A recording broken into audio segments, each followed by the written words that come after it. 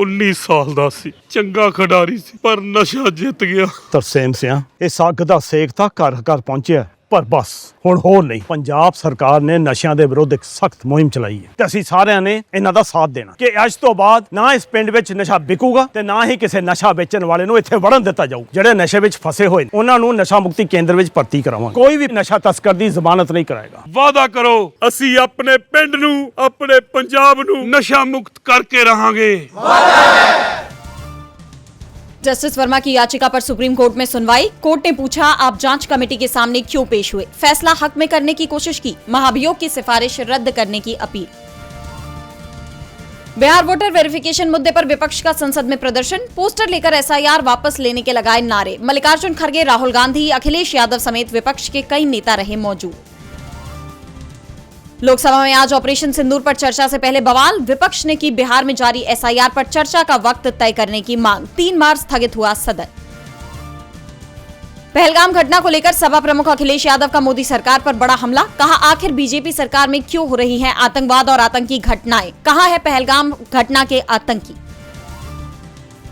राजधानी कोर्ट में आप नेता अमानतुल्लाह खान समेत 11 लोगों के खिलाफ आरोप तय। दिल्ली वक्फ बोर्ड भर्ती में अनियमितताओं से जुड़ा है मामला। सीबीआई ने दर्ज किया है मामला।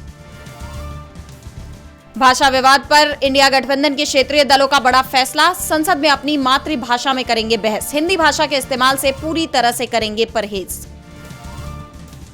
ऑपरेशन सिंदूर पर बहस से पहले प्रियंका चतुर्वेदी का बड़ा बयान। कहा, पहलगाम हमले के 4 आतंकी अब भी फरार। बिहार में एसआईआर पर बवाल। वोटर वेरिफिकेशन में कटेंगे 65 लाख लोगों के नाम। हर विधानसभा से औसतन 26,000 नाम कटेंगे। 2020 में 189 सीटों पर इससे कम वोटों से हुई हार जीत। केरल के सीएम पिनराई विजयन ने पीएम मोदी को लिखा पत्र। छत्तीसगढ़ में गिरफ्तार ननों को न्याय दिलाने की मांग की। ननों पर मानव तस्करी और जबरन धर्मांतरण के आरोप।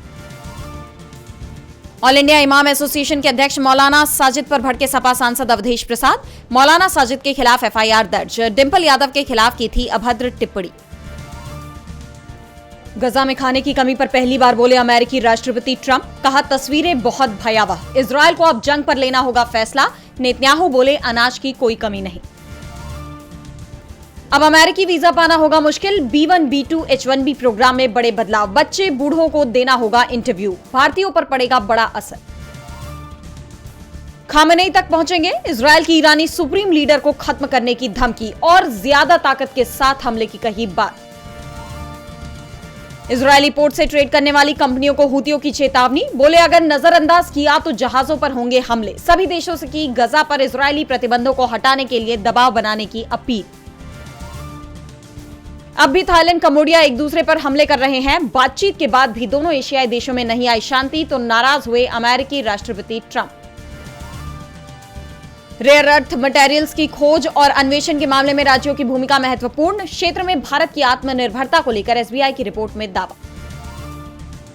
सराफा बाजार में शुरू हुई रक्षाबंधन की तैयारियां। सोने और चांदी की कीमतें ज्यादा होने के चलते हल्के वजन के गहनों पर जोर दे रहे ज्वेलर्स। बैडमिंटन खिलाड़ी लक्ष्य सेन को सुप्रीम कोर्ट से बड़ी राहत। परिवार और कोच के खिलाफ एफआईआर रद्द। जन्म प्रमाण पत्र में फर्जीवाड़े के लगे थे आरोप। फिल्म सैयारा के बाद ओटीटी पर धमाल मचाने को तैयार अनीत पड्डा। रियल स्टोरी पर बेस्ड वेब सीरीज न्याय में आएंगी नजर। 17 साल की एक पीड़िता का करेंगी रोल।